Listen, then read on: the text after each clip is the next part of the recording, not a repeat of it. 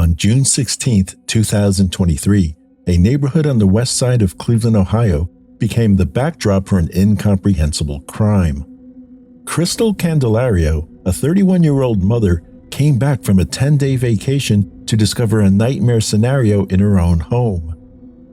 Her 16-month-old daughter was found in a dire state of neglect, her condition so severe that it rendered first responders speechless and brought hardened detectives to tears. As the investigation unfolded, it laid bare an even more shocking reality: the chain of events that led to such appalling neglect. In this video, we will examine the details of the Candelario case and confront the harrowing question that haunts everyone touched by this case. How and why could such a vulnerable child fall victim to what a judge has described as the ultimate betrayal? Let's dive in.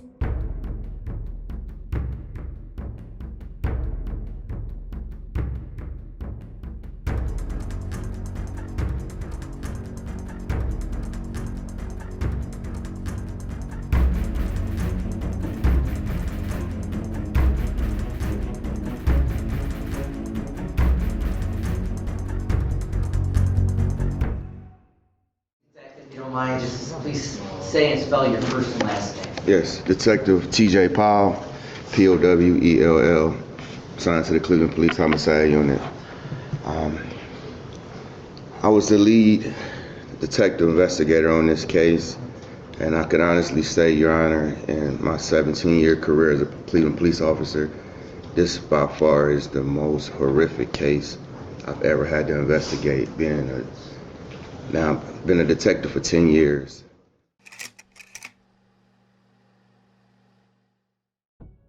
Kristel Candelario, born on September 11, 1991, is a 32-year-old single mother who relocated to the United States from Ecuador in 2016. She resides with her parents and two daughters in a 3-bedroom, 1-bath home in the Cadell neighborhood of Cleveland, Ohio. Since December 2022, Kristel has worked as a substitute teacher at Citizens Leadership Academy, a local elementary charter school. She holds a bachelor's degree from overseas. The State Board of Education records show that, except for 2023, Kristel has consistently applied for her annual substitute teaching license starting from 2020. In 2021, Kristel connected on Facebook with Henry Garcia, who lived in Ecuador. They began an online relationship and later traveled to the Dominican Republic to spend more time together. According to Garcia, Kristel returned to Ohio and, from there, notified him of her pregnancy. As per court records, Kristel claimed the couple were in a long-distance relationship and Garcia had become physically abusive during the pregnancy. Nevertheless, Kristel gave birth to daughter Jailyn in early 2022. It was clear through social media that Kristel was fond of traveling. She shared images of herself in various locations on Facebook. Yet, besides the occasional travel images, her Facebook posts mainly consisted of selfies in different poses and outfits interspersed with a few photos of her children. While Kristel had no record of felony offenses, she had a reputation in the neighborhood that raised a few eyebrows. Community members claim it was not uncommon for Kristel to leave her 1-year-old Jailyn in the house alone. In August 2022, prior to the arrival of Kristel's parents, a neighbor agreed to watch Jailyn for a weekend. However, the arrangement unexpectedly turned into weeks, with Kristel unresponsive or evasive when contacted. According to a published report, one neighbor said, "I was the one calling her saying, 'Look, I don't have money to buy milk for your baby. What am I supposed to do?' She said it got to the point where Jailyn was calling her mama." And neighbors told me this is not the first time Candelario has left the baby home alone. We keep telling her not to leave her by herself. Not only me, my friend across the street too, but she always be here by herself. They got to know and love little Jailyn. They say they took Jailyn in many times when Candelario went to work, even describing her as one of their own. According to these neighbors, Candelario left Jailyn often. It wasn't really her mom that was taking care of her, it was her grandma that was mostly taking care of her. Her mom always wanted to go out and just left her with her grandma and all that. Neighbors added that Jailyn was otherwise well cared for and showed no apparent signs of physical injury. Based on a report by News 5 Cleveland, Officials with Children and Family Services claim there is no record of previous cases involving Candelario. As the 2023 school year ended, Kristel, eager for her favorite summer activity, planned a vacation. With her eldest daughter away with her parents, she scheduled a trip to Puerto Rico to rendezvous with her boyfriend from June 8th to June 11th.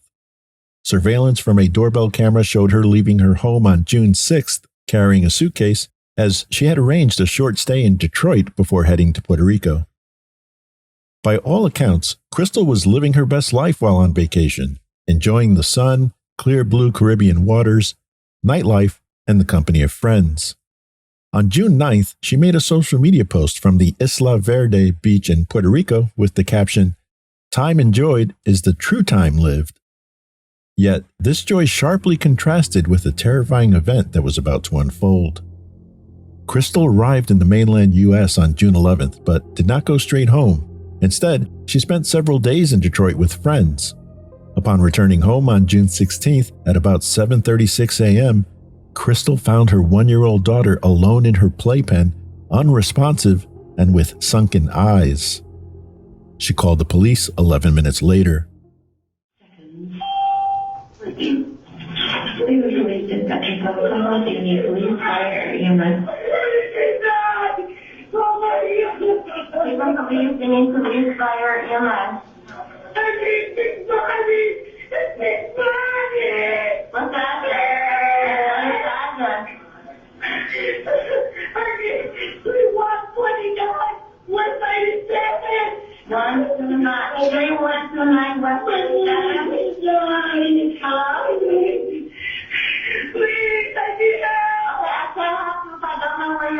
Tell me the address so we can help you.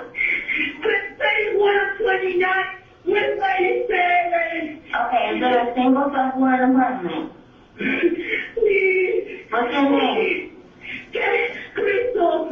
Kristel. What's your last name, Kristel? Kristel Candelario, please tell me. And what's your number in case you get the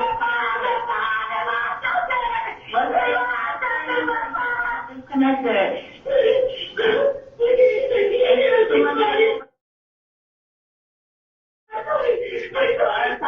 Tell me what's going on.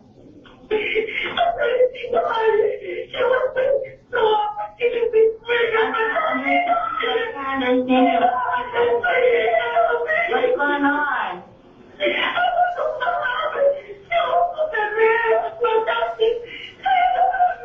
Okay, now, I'm going to give you a calm down. I need you to tell me what happened. Okay, I'm going to give you a few moments to calm down. Kristel. Please listen to me so I can help you. She don't respond. She's white. I'm white. You can't hear her, but it's 6:30. I speak English. I understand you. Tell me who's white. Please. Your mom? Is it your mom? I am mom, yes. You live here? I'm going to get you over to my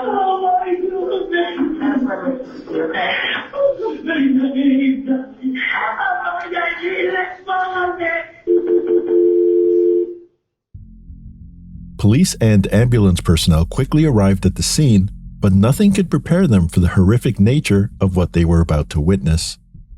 Jailyn was discovered in a small playpen on a liner stained with urine, feces, and soiled blankets. Emergency responders found her to be extremely dehydrated and pronounced her dead shortly after they arrived. Jailyn's grim condition left officers bewildered, questioning how such a tragedy could occur to an innocent 1-year-old. They began their search for answers by questioning Kristel.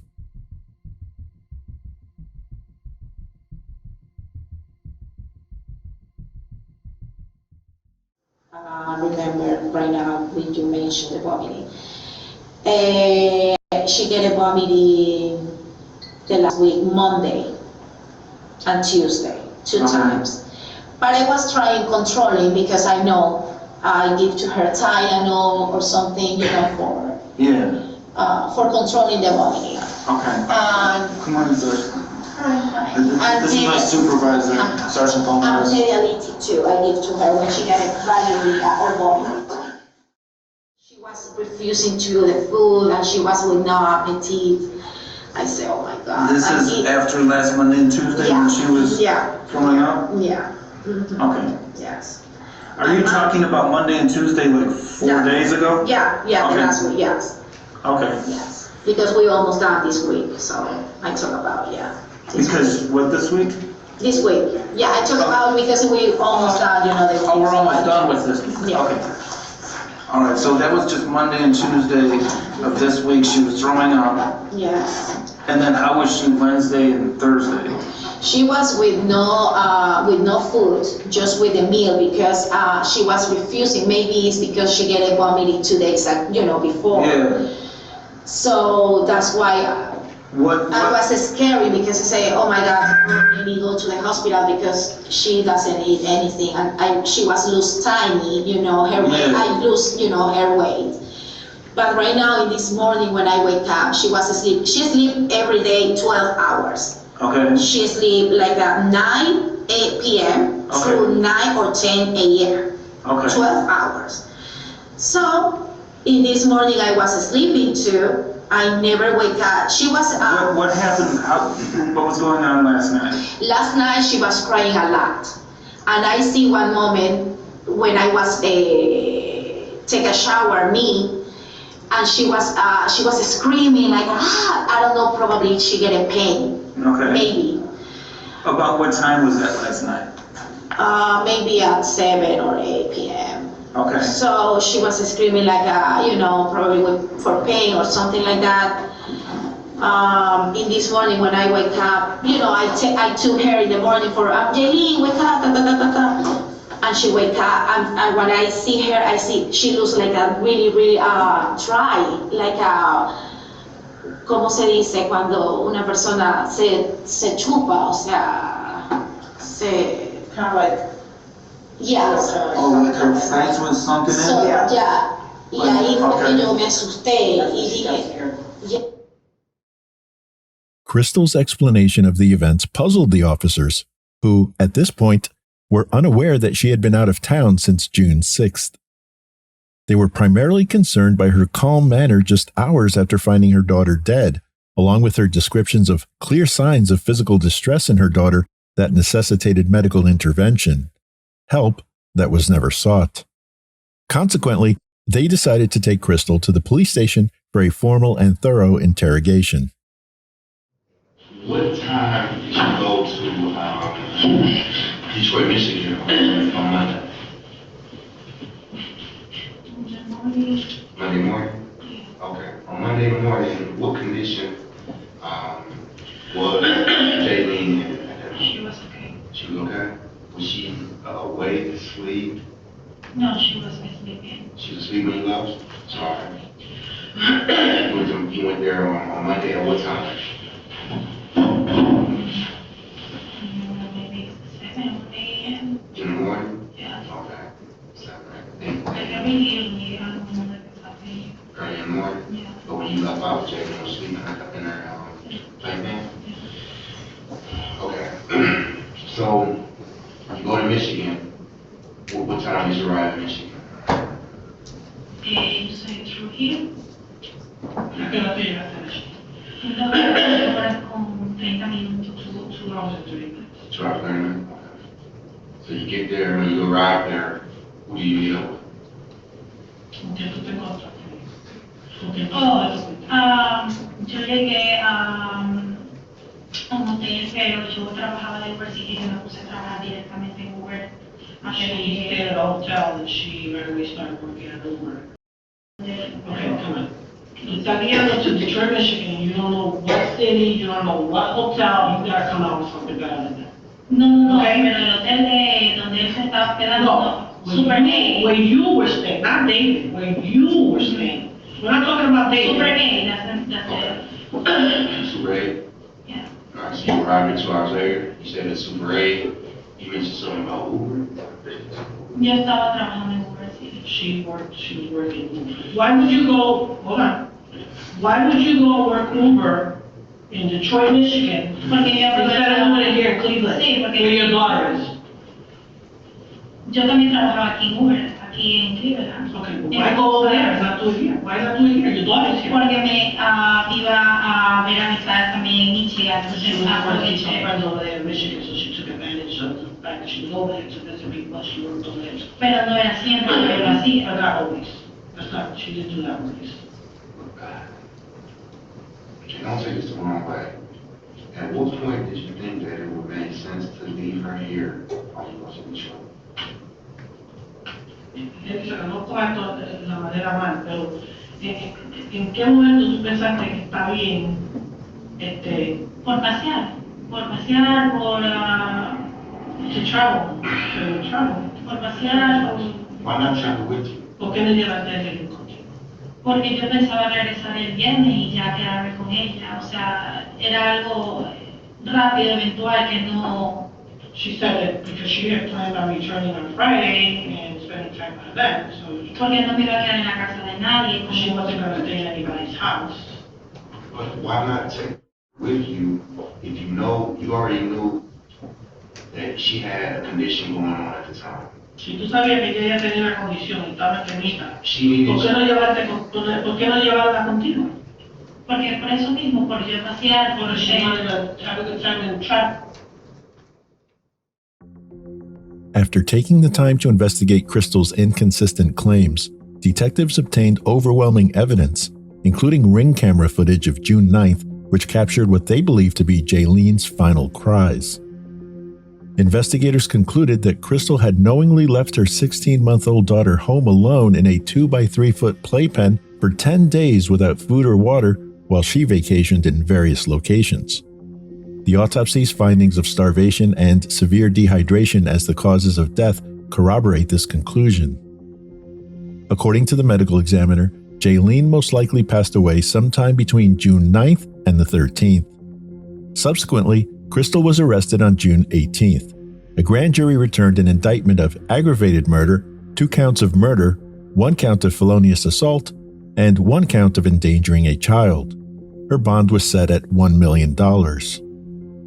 The case moved quickly through the court system, leading to an initial trial date in January 2024, which a judge later rescheduled to February 26th. But 4 days before trial, Kristel was offered and accepted a plea deal. By agreeing to plead guilty to aggravated murder and 1 count of endangering a child, the other charges against her were dropped. Since accepting a plea deal meant no trial, sentencing was set for March 18th. At this hearing, Sergeant Teresa Gomez shared her reflections on the case. So she can have an accurate spelling. Teresa Gomez, Teresa Gomez.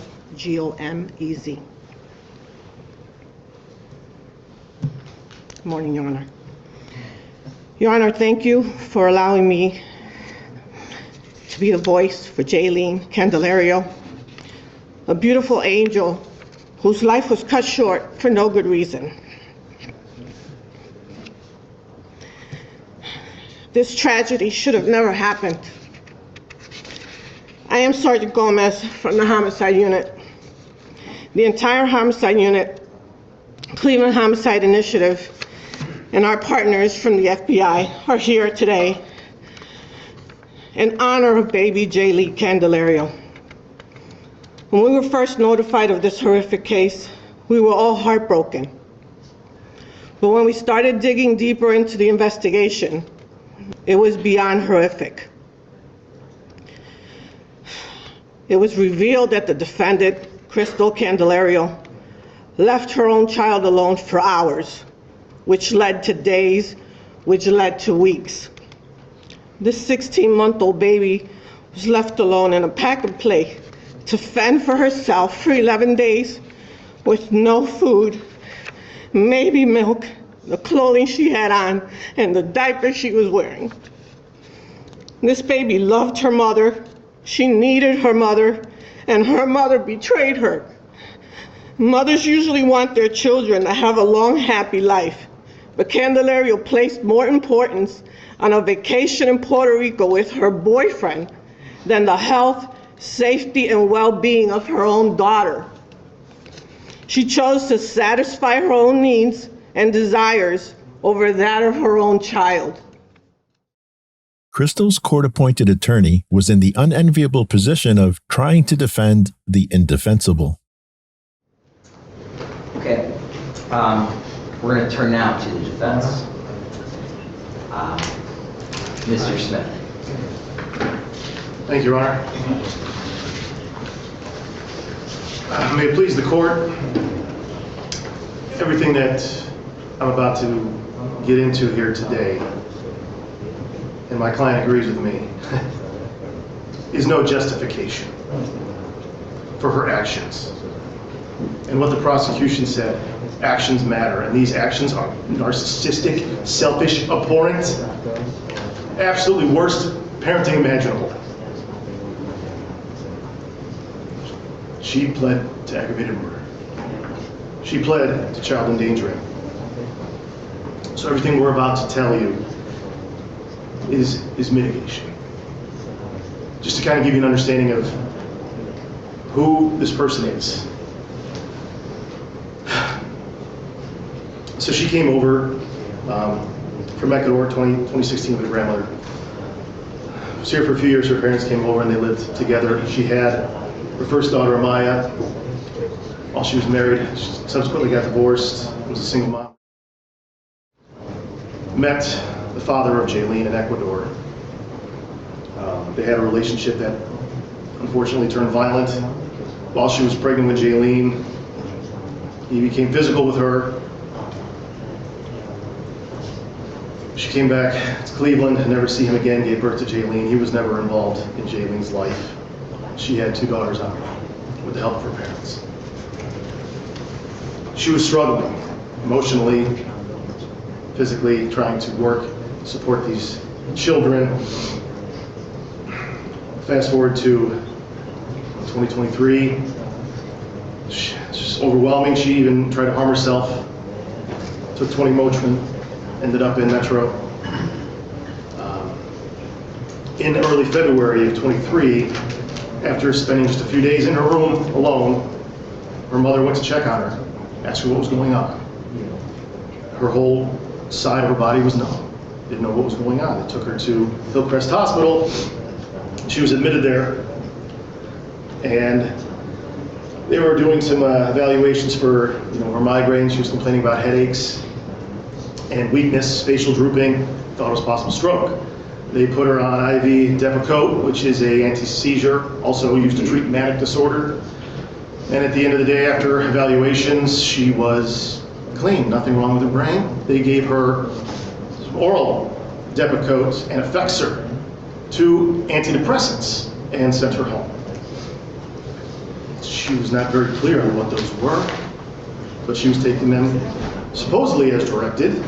And then she returned to Hillcrest Hospital again in March, and there was a note from the doctor saying that she should have had plenty of Effexor, but she's saying that she's out and she needs more, and she's coming back with these same problems. So they had her evaluated again, and they were saying that her anxiety and her stress was the trigger for these physical manifestations to what was happening to her, for the loss of sensation in the side of her body, the numbness. And they prescribed her more Depakote, more Effexor, and also Atarax to help her sleep, because she wasn't sleeping. And this is in March of 2023. And, take the medications as prescribed. And then medications ran out. She wasn't feeling any better, they weren't working, she stopped. Not supposed to do that with these drugs, Your Honor. These are very serious mental health drugs, and you need to be tapered off of these medications, or there could be some side effects. Not only the side effects, but the actual underlying conditions that she may have had or been suffering from are also going unmedicated at this time. And then we get into her trip, and I'm not going through that again. That's the worst thing I've ever heard. And I commend the prosecution and the detectives for their work. It was unimaginable, terrible, and I feel for all you guys having to deal with that too, and her family as well. It's when the prosecution showed pictures of her on her trip. Pictures can be deceiving. Personally, for having myself suffer from depression and anxiety. You can't tell what a person is going through from a picture, what they're dealing with on the inside. And I'm thankful for the support that I had from my family, my friends, my doctors. She didn't have any of that. She was hiding it from herself, from her parents.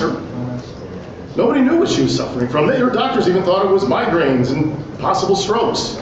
And to be honest with you, when I first met her, Your Honor, after this happened in June, I met a person that was devoid of emotion. Just after hearing what had happened on the news, and then I get the call, she wants to meet with me, and I go talk to her, it was not what I expected. She had no emotion. She couldn't explain anything. I had no idea who I was talking to. But I'll tell you right now, this is not the same person. This person now is compliant on her medications. She's been taking them through the prison throughout the whole time that she's been in here.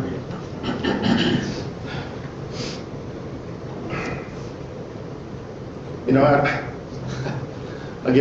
echo again, there's no justification for her action when she was out there, what she was doing. She could have called somebody, she could have done this, yes, but when you're in that state, when you're off medication, mismanaging your thoughts, you're not thinking clearly. Her body she had to get out, and she was having fun. If she was okay, in her mind, Jailyn was okay. But of course that's not the case. But I will point to when she did finally get home, and we heard that 911 call, she didn't want this to happen. You could hear that. Screaming, help me, my daughter's dying. Yes, because of your actions, because of what your choices were. And you took responsibility for that. But that call, that one tiny breach from whatever was going on in her head, that reality that her daughter was dying, she was calling for help. She didn't want that. Lastly, Your Honor, you're going to hear that Ms. Candelario was depressed. And no one more than I appreciate mental health and mental health issues and the programs that this court and my office have tried to implement to help folks with mental health. This is not the case here. This is not the case at all. Her actions speak louder than words. She had the wherewithal to leave Cuyahoga County and drive to Detroit, to be not with one man, but with two, let alone leaving a child, her own flesh and blood, in a pack and play.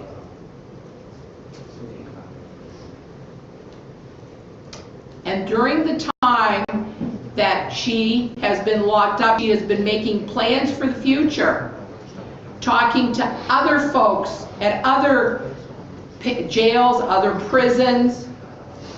She had a conversation, which I find more disturbing than not, but on November 26, 2023, instead of wrought with emotion, wrought with guilt, crying about the death of her child, she's talking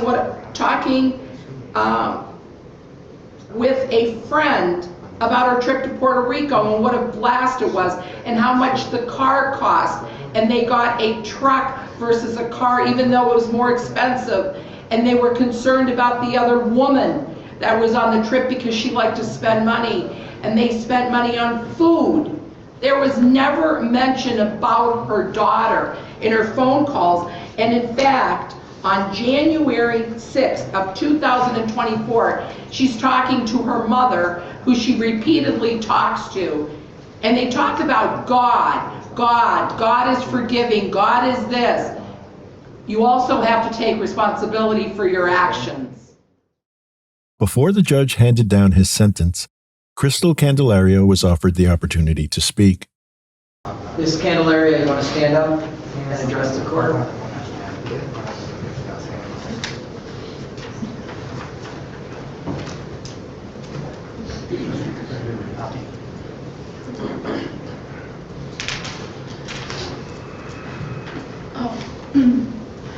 Your Honor, good morning.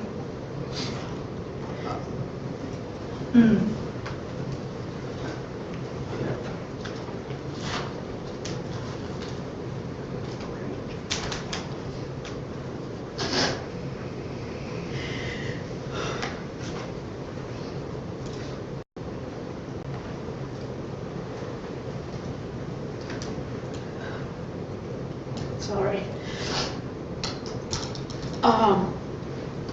Hay mucho dolor que tengo con respecto a la pérdida de mi bebé Jailyn. There's so much pain that I have in regards to the loss of my baby, Jailyn. Estoy muy dolida por todo lo que pasó. I'm extremely hurt about everything that happened. No estoy tratando de justificar mis actos, I am not trying to justify my actions, pero nadie sabe cuánto yo estaba sufriendo but nobody knew how much I was suffering y por lo que estaba pasando. and what I was going through. Todos los días le pido perdón a Dios y a mi hija, Jailyn. Every day I ask forgiveness from God and from my daughter, Jailyn.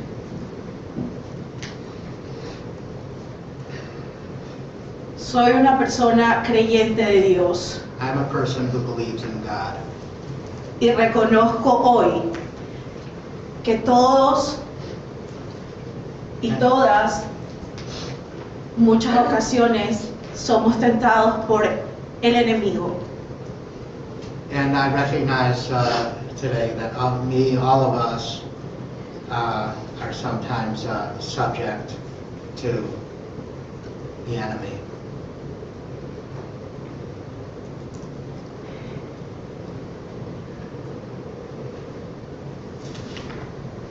Dios y mi hija me han perdonado. God and my daughter have forgiven me.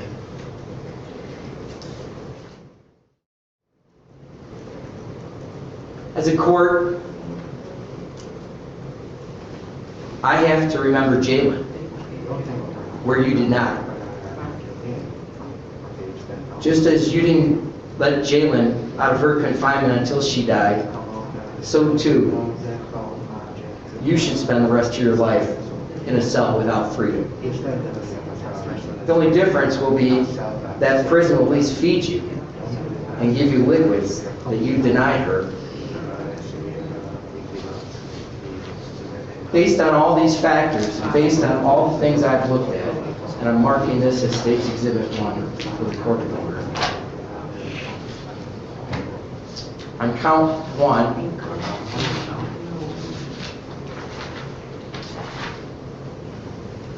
aggravated murder, I'm going to sentence you to life in prison without the possibility of parole.